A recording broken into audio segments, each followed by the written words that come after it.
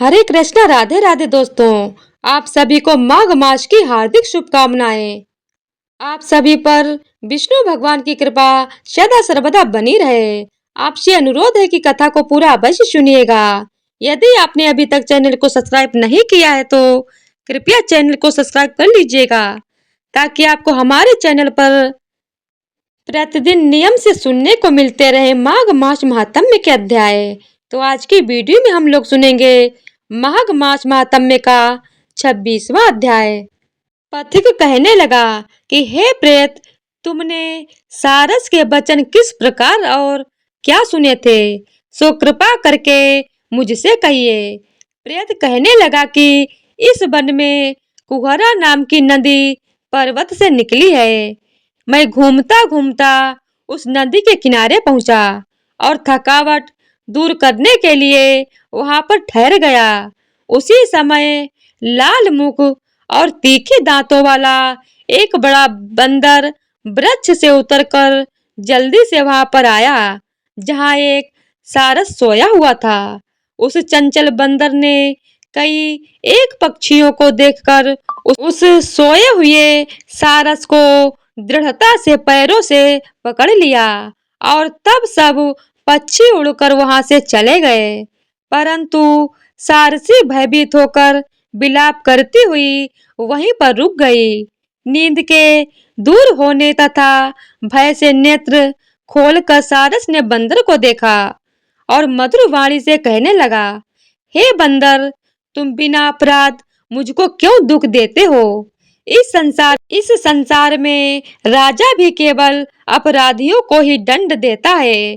तुम्हारे जैसे श्रेष्ठ प्राणी किसी को पीड़ा नहीं देते।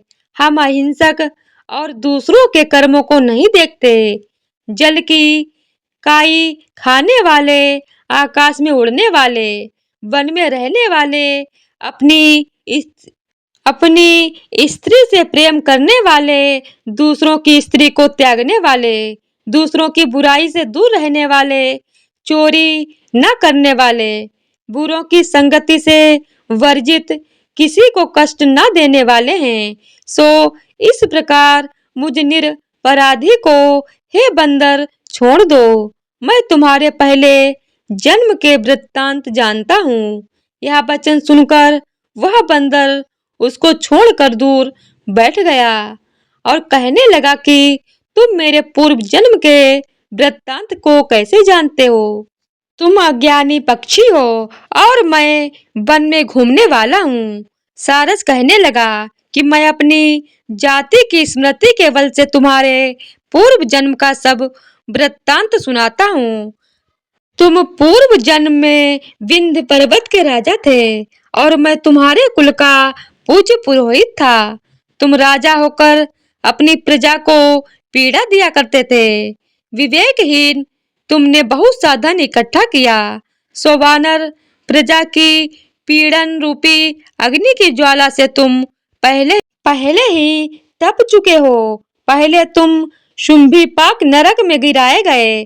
तुम्हारे शरीर को नरक में 3000 वर्ष बीत गए।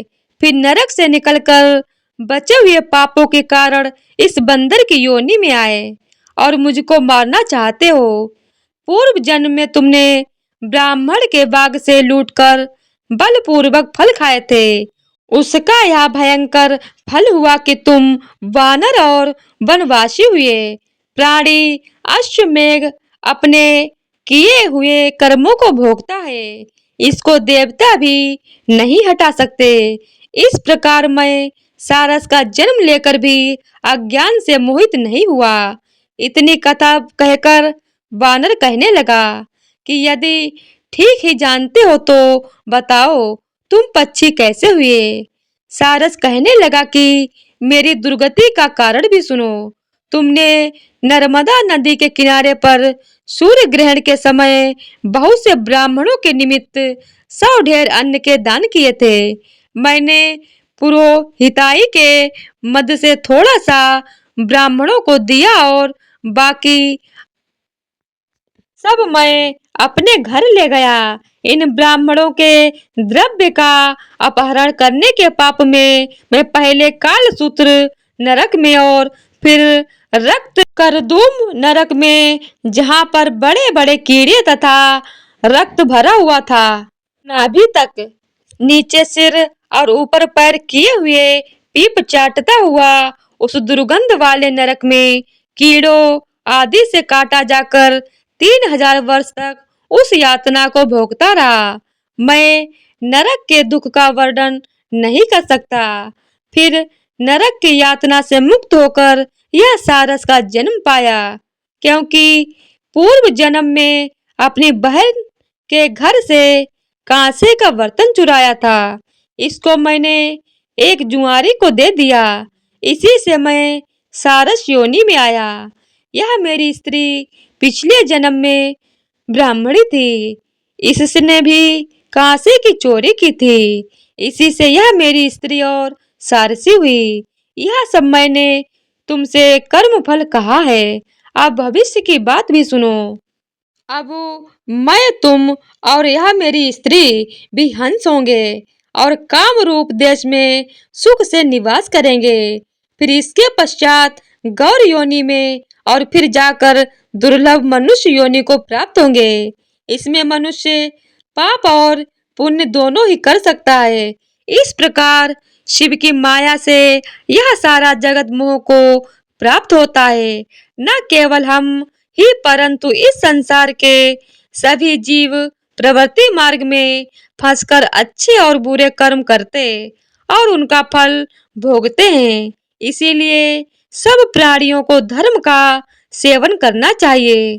देवता, असुर, मनुष्य, व्याघ, कीड़े मकोड़े सभी से कंटक रूपी मार्ग नहीं छूटता।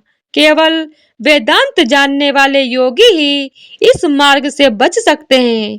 इसी कारण बड़े बड़े धर्मात्मा भी कर्म फल को टाल नहीं सकते। उपाय से तथा बुद्धि से कोई भी इसको नहीं बदल सकता। तुम पहले राजा थे, फिर नरक में गए, अब बंदर की योनि में वन में फिरते हो और फिर भी ऐसा ही जन्म पाओगे। ऐसा विचार कर आनंद पूर्वक और धैर्य धरकर विचरते हुए काल की प्रतीक्षा करो। तब वानर ने कहा कि पहले जन्म में मैं तुम्हारी पूजा करता था, अब तुम मुझको प्रणाम करते हो। तुम जाति के स्मरण से मेरे पूर्व जन्म के वृत्तांत को जानते हो। आनंद पूर्वक रहो, तुम्हारा कल्याण हो। तुम्हारे वचनों को सुनकर मैं मोह रहित होकर वन में विचरूंगा। प्रेत कहने लगा कि हे पथिक, मैंने नदी के तट पर बंदर और सारस का यह संवाद सुना। तब मुझको बोध हुआ और मोह तथा शोक का नाश हुआ। तो इसी तरह से माघ मास महात्म्य का 26वां अध्याय पूरा हुआ। बोलिए विष्णु भगवान की जय हो। ओम नमो भगवते वासुदेवाय नमः। तो आज की वीडियो अगर आप लोगों को पसंद आई हो तो वीडियो को लाइक, शेयर और चैनल को सब्सक्राइब कर दीजिएगा। धन्यवाद।